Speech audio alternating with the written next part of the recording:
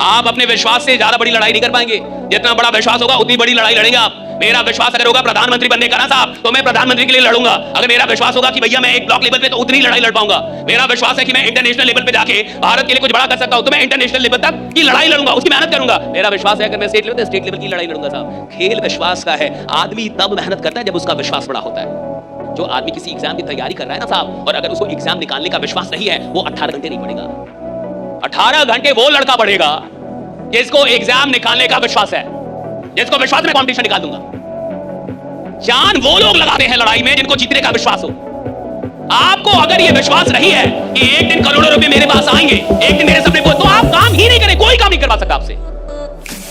आदमी अपनी विश्वास से बड़ी लड़ाई लड़ ही नहीं सकता। जितना बड़ा विश्वास उतनी बड़ी लड़ाई, और जितनी बड़ी लड़ाई उतनी बड़ी कमाई। ये याद रखिएगा, राइट? जितनी बड़ी लड़ाई उतनी बड़ी कमाई होगी। देखिए, गरीब आदमी वो होता है साहब जो पहले पैसा खर्च करता है और खर्चे के बाद जो बच जाता है उसको निवेश करेगा। कि मैं पहले पैसा खर्च कर लूंगा, जो मुझे चाहिए वो खरीद लूंगा, जो मेरे घर में जरूरत सब ले लूंगा, और अगर बच गया तो निवेश करूंगा। ये गरीब आदमी ऐसे जीता साहब। पहले खर्च करेगा और जो पैसा बचेगा उसको निवेश करेगा। अच्छा, बस ही नहीं। ईएमआई पे कौन जी रहा है? Middle class. सारी मिडिल क्लास किसमें जी रही है? ईएमआई पे तो जी रही है पूरी मिडिल क्लास इस देश की। ईएमआई एक सबसे बड़ा आविष्कार था पैसा लेने का। इससे बड़ा कोई इन्वेंशन नहीं हुआ था। इकोनॉमिक इन्वेंशन है ईएमआई। जिस चीज की आपकी औकात नहीं है वो भी आपसे बाजार खटवा दे रही है। क्यों? ईएमआई थोड़ा थोड़ा दे दो, है बड़ा अच्छा इन्वेंशन। इससे बढ़िया कुछ भी नहीं है, क्योंकि जो चीज आप ले भी नहीं सके वो भी चीज आप ले रहे हैं यहां से। अच्छी चीज है।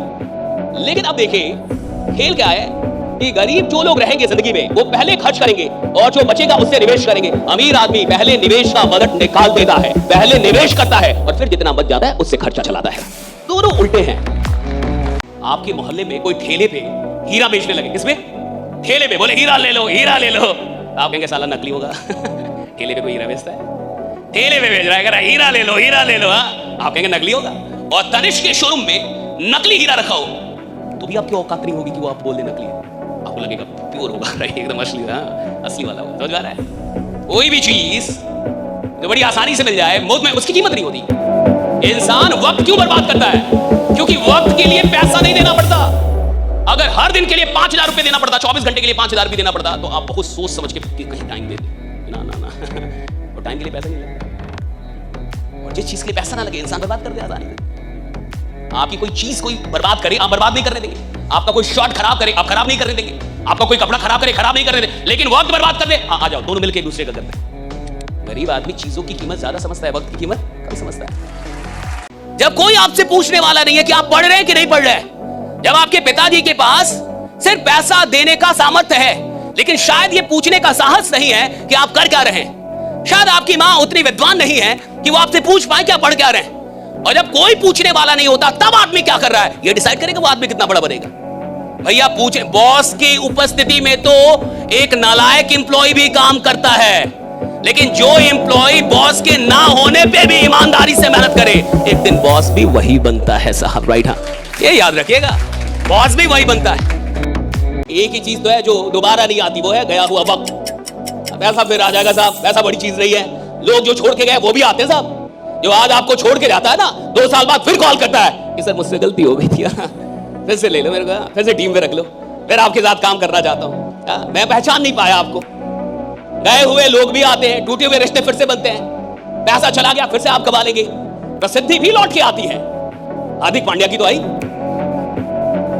पत्नी नहीं आई, प्रसिद्धि तो आई। क्या प्रसिद्धि तो फिर से आ गई। आईपीएल में प्रसिद्धि गई थी और वर्ल्ड कप में प्रसिद्धि लौट आई। हर चीज लौट के आता है साहब, बस वक्त नहीं आएगा। अगर कोई आपसे उम्मीद करता है साहब तो वो बड़े नहीं है, वो उसका विश्वास है, वो भी आपके अंदर, आपकी क्षमता के अंदर। अगर कोई मुझसे उम्मीद कर रहा है साहब तो मुझे खुश होना चाहिए कि कम से कम उस आदमी को मुझसे विश्वास है कि मैं जमाने में कुछ करूंगा। राइट? मैं जिंदगी में कुछ करूंगा। भैया वो तो विश्वास कर रहा है ना। ये उम्मीद किससे की जाती है? जिस आदमी के अंदर कुछ दिखे। नालायक आदमी से तो घर के लोग उम्मीद नहीं करते। घर में 4 बच्चे होते हैं, उसमें एक नालायक भी होता है, उससे तो माँ बाप भी उम्मीद नहीं करते। अगर आपसे लोग उम्मीद कर रहे हैं तो आप शुक्र मनाइए, आप खुदा का शुक्र अदा कीजिए कि लोग आपसे उम्मीद कर रहे हैं। कई बार आपको लगता है कि उम्मीदों के चलते आप दबे जा रहे हैं। नहीं भैया, अगर कोई उम्मीद कर रहा है तो बड़े सौभाग्यशाली है कि लोग आपसे उम्मीद कर रहे हैं। और आप ईश्वर का शुक्र अदा कीजिए कि आप इस लायक है कि आपसे उम्मीद की जा रही है। हर आदमी से तो उम्मीद भी नहीं है, और जिस आदमी से उम्मीद की जा रही है साहब उसके अंदर कुछ ना कुछ तो है। और जब लोग आपसे उम्मीद करते हैं तो लोगों को आपके ऊपर विश्वास होता है, और जब आप खुद से उम्मीद करते हैं तो आपको अपने ऊपर विश्वास होता है। राइट, ये बात जरूरी है।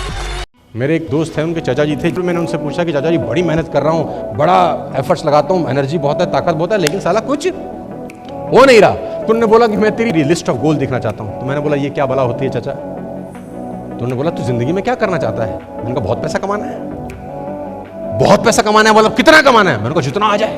बोला इसीलिए तो कुछ नहीं आ रहा है। मैंने बोला ये क्या भला होती है? बोला स्टेशन पे जा, टिकट मांग, पूछेगा कहाँ की, तो तू उसको बोल कहीं की भी दे दो, तो वो साला तुझे कहीं कभी नहीं देगा। यही प्रॉब्लम है तेरे साथ। तू बताएगा मुझे अमृतसर जाना है, इतनी तारीख को जाना है, इस क्लास से जाना है, इतने बजे की ट्रेन होनी चाहिए, तू बताएगा कि नहीं बताएगा? 500 किलोमीटर की जर्नी के लिए भी तू सब बताएगा। यहां तुझे क्या है? बहुत पैसे कमाने हैं। मैंने कहा अगर मेरे पास एक लिस्ट ऑफ गोल हो, क्या मेरा जिंदगी बदल सकता है? मुझे आज भी उनका शब्द याद है, उन्होंने अंग्रेजी में बोला ड्रास्टिकली। जिस दिन तेरे हाथ में तेरा लिस्ट ऑफ गोल होगा, तेरा जिंदगी बदल जाएगा। और याद रखिएगा, चैंपियन खेल में नहीं बनते, चैंपियन मैदान में नहीं बनते, चैंपियन मैदान में उतरने से पहले बन जाते हैं। चैंपियन मैदान में पैदा होता है नहीं साहब, चैंपियन अभ्यास में पैदा हो जाता है। 2008 में जब माइकल फेल्प्स ने बीजिंग ओलंपिक में 8 गोल्ड मेडल जीता, उससे पहले बोल दिया था, वो 7 में बोल रहा था मैं जीतूंगा। 8 में तो दुनिया ने देखा, 7 में तो वो जानता था कि मैं बन रहा हूं। दुनिया ने 8 में देखा। मैदान में चैंपियन पैदा नहीं होते, चैंपियन खेल शुरू होने से पहले पैदा हो जाता है कि मैं चैंपियन हूं। खेल शुरू होने से पहले वो जानता है मैं खेल बदल दूंगा, वो जानता है मैं खेल में आऊंगा सब कुछ बदल दूंगा। उसको पता होता है साहब, एग्जामिनेशन में बैठ के एग्जाम नहीं निकलता। जिसका एग्जाम निकलना होता है वो पहले जानता है कि मैं एग्जाम निकालूंगा। जिसको जिंदगी में आगे जाना होता है ना, वो अभ्यास में बता देगा कि मैं कहां जाऊंगा। और याद रखिएगा कि अगर आप किसी को उपलब्धियों में हराना चाहते हैं तो सबसे पहले उसे मेहनत में हराइए। राइट, जब आप किसी को मेहनत में हरा सकेंगे तब आप उसको उपलब्धियों में भी हरा सकेंगे। जो लीजेंड होते हैं ना साहब, वो पहले मेहनत में हराते हैं। जब बोर्ड का एग्जाम होता है तो रिजल्ट आता है, देखा आपने? बोर्ड का 10th का बोर्ड रिजल्ट आता है तो आपने गांव में देखा होगा कि ऐसे बच्चे जो सेकंड डिवीजन आएगा, सेकंड डिवीजन, वो डीजे बजवाते हैं, और जिसका 90 से ऊपर आया वो रो रहा है, कोई 90। और जो सेकंड डिवीजन आया है वो डीजे बजवा रहा है, और पूरे गांव वालों को लग रहा है कितना नालायक लड़का ये। बताओ भला सेकंड डिवीजन पे डीजे कौन बजवाता है? और वो डीजे बजवा रहा है, नाच कर रहा है, और पैसा कम है, वरना ऑर्केस्ट्रा मंगवाता, चीयर लीडर्स बुलवाता, पैसा नहीं उसके बाद डीजे से संतोष कर रहा है वो। आपको लग रहा है कितना नालायक है? नालायक नहीं है साहब, क्योंकि जब उसने एग्जाम दिया था उसको पूरा पता था वो फेल हो जाएगा। सेकंड डिवीजन आ गया साहब, क्यों नहीं बजाएगा डीजे? ऐसा ही कुछ लीडर्स के साथ होता है। जब वो काम करने आते हैं उनको विश्वास ही नहीं होता कि वो 20, 30, 40, 50 हजार भी कमा पाए, और अचानक 1.5 लाख कमाने लगा। अब वो डीजे बजा रहा है।